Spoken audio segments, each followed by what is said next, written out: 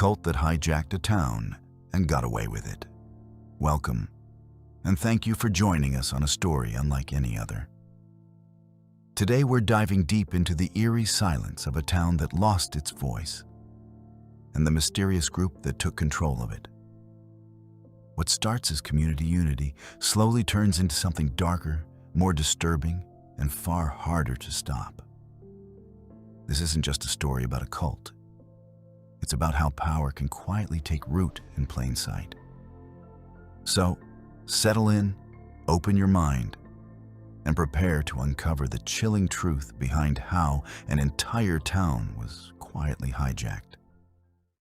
The town of Red Valley used to be a speck on the map, a dry, forgotten patch of Oregon desert with a few cattle ranches, a gas station, and a post office. Population was 73, the kind of place where time slowed down, and folks liked it that way. But then they came. They rolled in with buses and trucks and smiles that didn't quite reach their eyes.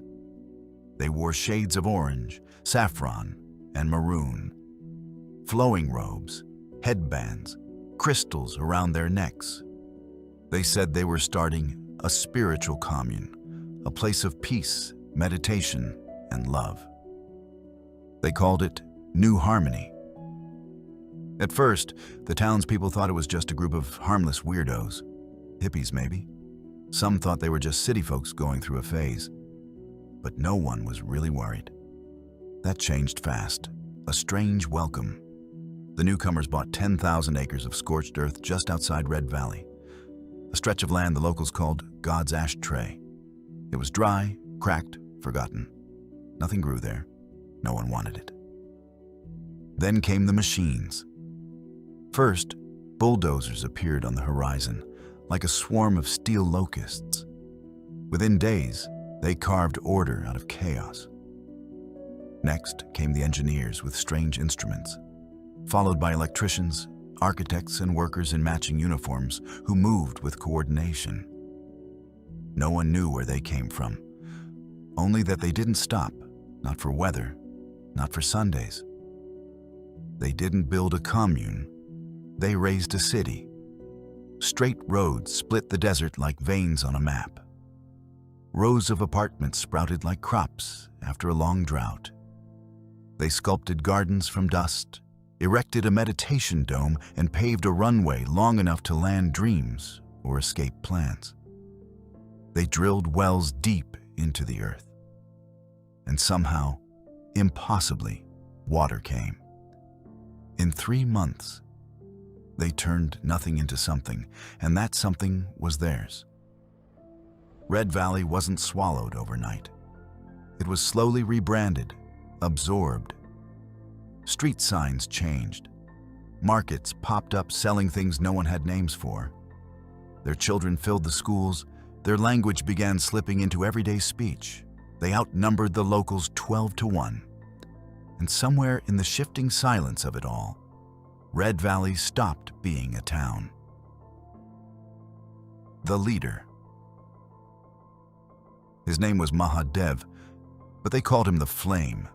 He never walked, he glided, always in white, always barefoot, always surrounded by silent, wide-eyed followers. He spoke softly with an accent you couldn't quite place. Indian, maybe? European? He never blinked, not once. His teachings were simple. Pleasure is divine. Obedience is sacred. Ego is a disease. I am your cure. That's what he told them. And they believed him. They loved him. Every day at sunset, hundreds would gather in the dome, chanting his name. People wept. People shook. Some said they saw lights, heard voices. He speaks to me in dreams, one woman told a reporter. He showed me my past lives. I was a queen, a warrior, a child. People sold their homes, emptied their bank accounts, moved their kids in. Soon, over 3,000 followers lived in New Harmony. And the town, Red Valley, started to disappear. The takeover. It started quiet. too quiet for anyone to notice. First, the only grocery store in town was bought by something called the Foundation. Overnight, prices shot up. Bread doubled, milk tripled. Locals stopped shopping. The shelves filled with strange brands no one recognized. Then the post office changed hands. The new manager was a woman in red who smiled too much and delivered mail late, after it was reviewed by the commune's so-called ethics board. People whispered that letters were going missing. Some said their bills arrived with notes scribbled on them in red ink. Excess breeds emptiness. Then came the votes. At first, just a few of them moved into Red Valley proper. Harmless, quiet, friendly. They smiled, baked pies, shook hands, and ran for city council. They won. Big. And then they just kept winning. Within a few months, the Flames people ran the mayor's office, the school board, the police budget, even the town's zoning committee. History class, gone. Replaced with something called meditation hour, where kids sat in silence and listened to wind chimes and a man reading from the teachings. The police chief quit. His replacement? A guy named Brother Luca, who used to be a mall security guard. Now he wore a robe, carried a Glock on his hip, and spoke in riddles. People laughed until they realized he wasn't joking. Then came the checkpoints, big metal barriers at the town's edge with guards in beige, waving people through or turning them back. And then, people started disappearing. Not loudly, not all at once, just one by one. Quietly, like the start of all this. The resistance. A few locals tried to fight back. They picked up phones, wrote letters, called state officials, journalists, even the FBI. But nothing stuck.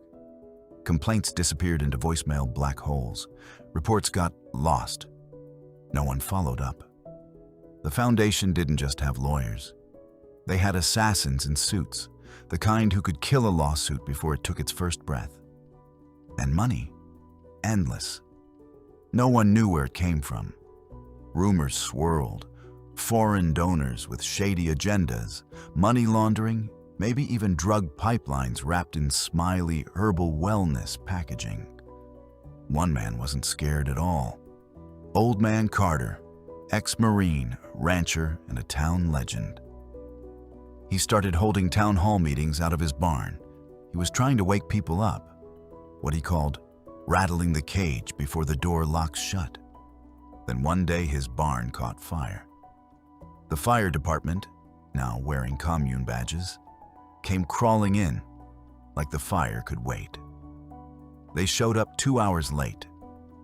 By then, the place was a skeleton of ash and smoke. 2 weeks later, Carter was found dead in his bathtub. The official report said heart failure, except Carter had a clean bill of health and a heart strong enough to wrestle a steer. People whispered, but no one spoke too loud. And just before the barn collapsed, someone saw a symbol scorched into one of the walls, a spiral wrapped in flame. Nobody knew what it meant, but after that, folks started locking their doors before sundown. Biohazard. The turning point came with the salads. Red Valley's only diner, Betty's Grill, open since '62, shut its doors for good after 173 people got violently sick. We're talking vomiting, high fevers, hallucinations. Some folks swore they saw shadows moving on the walls. The CDC rolled in with suits and a clipboard saying it was salmonella outbreak. The Foundation called it tragic and blamed it on unsanitary local cooking practices. Case closed, they said. But there was one wrinkle. A 17-year-old waitress named Mel, sharp, quiet, always wore headphones, had been working the late shift. Before the place shut down, She slipped a small spiral notebook into her backpack. Scribbled inside were notes, times, and something else. 2 men in suits, not locals. Thursday night, blue gloves, opened lettuce crates, poured something in. One said, "Make sure they get the message." A week later, Mel was gone. Her car was found parked at the edge of the reservoir. Doors open, keys still in the ignition. No signs of a struggle, just empty. The sheriff, Jack Reynolds, old-school lawman, one of the last locals still wearing the badge, filed a report. He didn't mince words. He wrote what Mel had seen. The next morning, he was fired. Official reason being, demonstrated bias against spiritual communities. He got too close to the truth, and in Red Valley, that kind of thing had a price. The retreat and the reveal. After nearly 2 years, the cracks started to show. New Harmony was too big, too fast. Some followers grew disillusioned. A few tried to leave. One of them, a woman named Serena, escaped and contacted a journalist in Portland. She had tapes, recordings of late-night strategy meetings, discussions of voter fraud, food contamination plans, hidden arms caches, and audio of the Flame himself saying, "Red Valley will either kneel or starve." The feds moved fast, or at least they tried. By the time the FBI raided New Harmony, it was empty. Gone. Every person, every robe, every truck vanished overnight. The gardens were stripped, dome lights off, buildings abandoned, not a single body, not a single soul, only silence. Where did they go? The government launched a full-scale investigation, drones, databases, deep dives into offshore accounts. They called it a coordinated disappearance. Interpol joined the hunt. Agents chased whispers across continents. A few followers popped up months later in India, Morocco, Argentina, still barefoot, still dressed in saffron robes, chanting, "The Flame lives." But Mahadev vanished. No body, no trace, no goodbyes. Some say he died somewhere in the chaos, buried in an unmarked grave. Others swear he ascended, whatever that means. Then there are the true believers. They say he's still out there, recruiting quietly, rebranding.